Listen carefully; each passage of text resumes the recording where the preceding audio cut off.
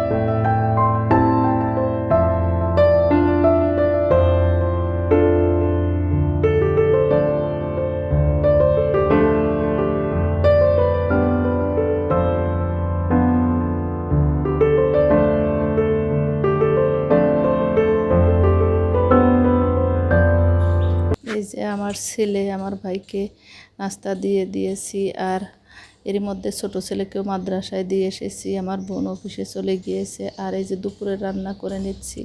আজকে দুপুরে কী কী রান্না করব সেগুলো আপনাদের সাথে শেয়ার করব। আজকে সারা দিন কী করি আমি চেষ্টা করব যতটুকু সম্ভব আপনাদের সাথে শেয়ার করার। আশা করি ভালো লাগবে।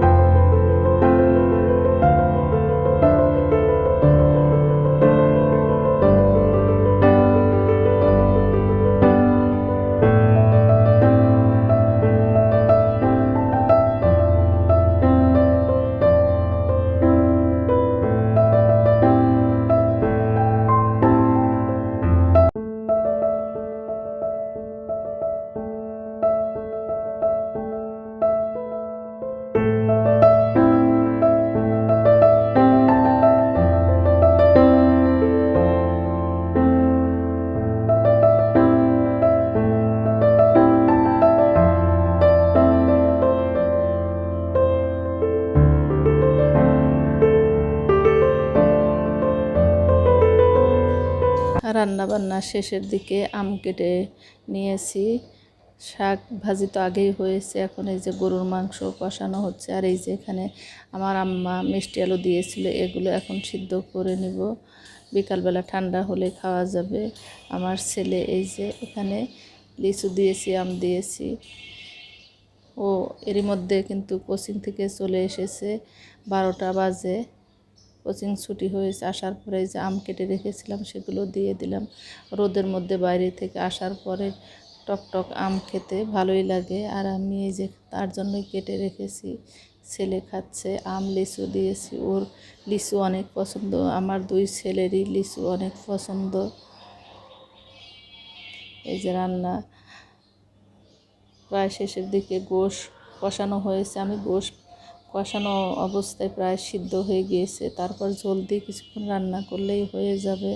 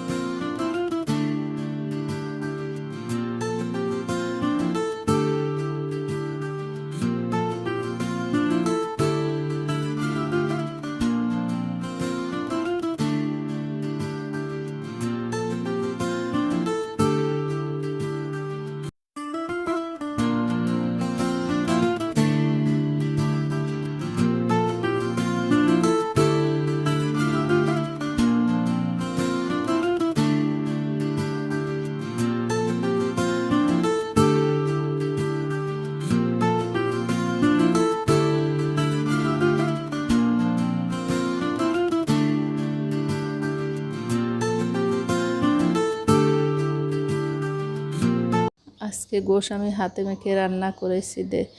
এর ফাইনাল লুকটা দেখতে যেমন অসাধারণ, খেতেও দারুণ হয়েছিল। আমার ছেলে অনেক পছন্দ করেছে।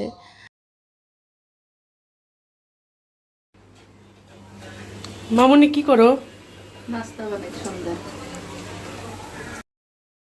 আমি পছন্দ করে এগুলো।